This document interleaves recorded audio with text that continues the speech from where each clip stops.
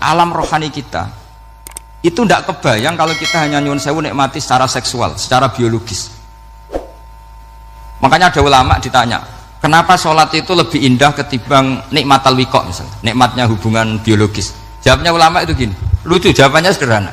Kira-kira orang yang berhubungan intim atau yang hubungan biologis dengan orang yang sedang anaknya sembuh dari koma, senangnya senang mana?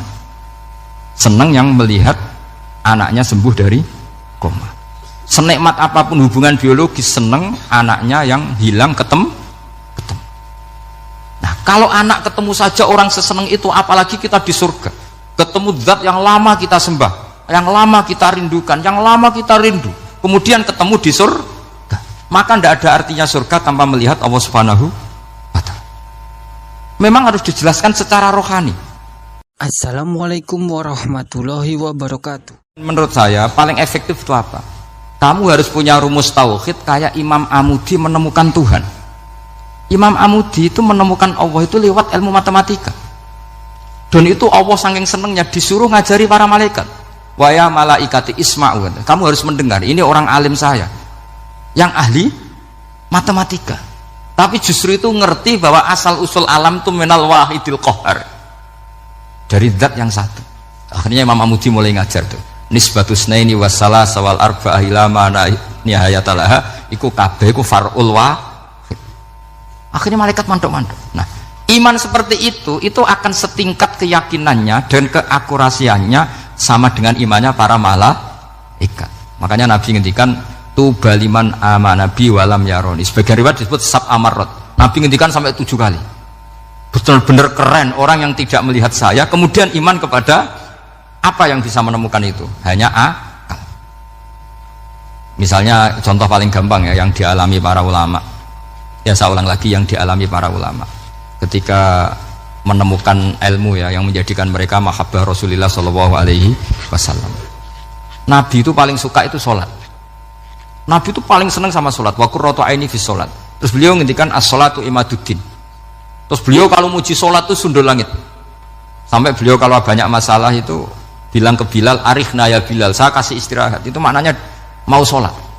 Semuanya sholat. Pertanyaannya adalah, apakah mungkin seorang raja yang ambisi jadi raja kemudian yang dikampanyakan adalah orang supaya sholat? Tentu kalau Nabi seorang raja, beliau akan kampanye gimana? Narik upeti kayak apa, narik pajak kayak apa, biar Nabi kaya. Enggak. Nabi itu paling tersiksa kalau orang tidak sholat, tersiksa kalau orang tidak sujud. Loh, kalau beliau seorang raja, ngapain mempopulerkan sholat? Maka makna sholat imaduddin adalah sholat itu tiang agama. Maknanya tiang agama, kamu akan tahu betul kalau dia seorang nabi. Karena apa? Yang diajarkan adalah sholat. Loh, coba untungnya apa bagi Nabi Muhammad ketika umat Islam sholat? Kan tidak ada untungnya sama sekali. Justru itu kelihatan kalau dakwah beliau itu dakwatul haq, mengajak kebenaran. Loh, wong kok kampanyane kon sholat, mestinya nak kepengen sugih kan kon bayar pajak, upeti. Tapi enggak, Nabi itu ngajarkan apa? Orang supaya sholat. Dan ini diimplementasikan sama Raden Asnawi. Beliau ngarang pesolatan. Orang sealim itu yang dikarang pesolatan. Makanya saya tuh kagum. Saya saksinya banyak. Tanya murid-murid saya kalau beli pesolatan saya kerdus. Saya kirim ke Korea terus ke pedalaman-pedalaman itu. Karena saya butuh pesolatan. Bahwa orientasi kita itu sholat. Sehingga wali-wali itu dulu, saya berkali-kali cerita kalau ngaji, wali-wali dulu itu kalau ditawarin Allah masuk surga itu tanyanya satu, ya Allah di surga ada sholat enggak? Kalau enggak ada saya enggak mau. Kalau sampean pasti tidak tanya gitu, pasti itu sudah. Sampean malah gini, enak mlebu swarga ora usah sholat mesti gitu. sudah lama sekali nganggap sholat itu problem. Dan itu berat masuk surga kalau begitu terus, itu berat. Itu pertanyaannya gitu. Karena alam rohani kita, saya ulang lagi, alam rohani kita itu tidak kebayang kalau kita hanya nyuwun sewu nikmati secara seksual, secara biologis. Makanya ada ulama ditanya, kenapa sholat itu lebih indah ketimbang nikmatal wiqo, misalnya nikmatnya hubungan biologis. Jawabnya ulama itu gini, lucu, jawabannya sederhana. Nikmatnya kamu punya anak itu apa? Jawabnya ulama itu lucu. Kalau sakit dia sembuh, kalau hilang dia datang. Saya ulang lagi ya, kalau sakit dia sembuh, kalau hilang dia datang. Sekarang orang tua yang punya anak sakit koma di UGD atau di emergency, itu senangnya tuh mengalahkan kesenangan apa saja. Kira-kira orang yang berhubungan intim atau yang hubungan biologis dengan orang yang sedang anaknya sembuh dari koma. Senangnya senang mana? Senang yang melihat anaknya sembuh dari koma.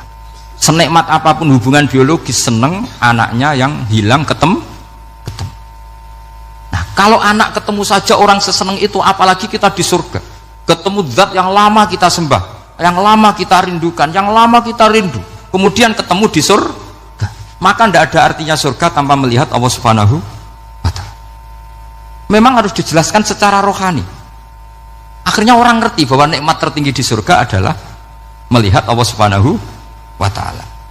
Karena kalau anak-anak muda mungkin protes, ya enggak, ya enak kumpul sama widadari gini-gini. Wah, itu kan yang trauma bojone jelek itu. Wah, itu yang bojone jelek mesti kesusu masuk surga karena itu sudah jelek, cerewet, nggak mati-mati kan gitu. Terus dia ingin masuk surga mesti niatnya welek, mesti pikiran pertama itu kumpul widadari. Tapi ada ulama yang bikin analogi tadi, misalnya istri kamu cantik, kemudian anak kamu sakit koma. Hubungan dengan istri sama dengar berita anak kamu sembuh, seneng mana? Seneng anak sembuh. Sama anak yang hilang, seneng mana? Anak yang hilang ketemu. Maka terus ulama bisa menjelaskan itu. Kalau orang ketemu anaknya seseneng itu, apalagi ini ketemu Tuhannya yang bertahun-tahun disembah, kemudian tidak pernah melihat. Di surga itu nanti kita melihat Allah Subhanahu. Makanya Allah begitu bangganya mempromosikan surga. Surga itu apa? Surga itu wujuhu yauma idzin nadhirah ila rabbiha nazirah, yaitu wajah-wajah berseri-seri dan melihat apa. Itu tanpa dijelaskan seperti ini Anda akan janggal, enaknya di mana? Tapi setelah dijelaskan detail gini oleh ulama, maka kita akan tahu an-ni'matul uzma sing nggak ada perbandingannya adalah nikmat masuk apa? Surga, karena melihat Allah Subhanahu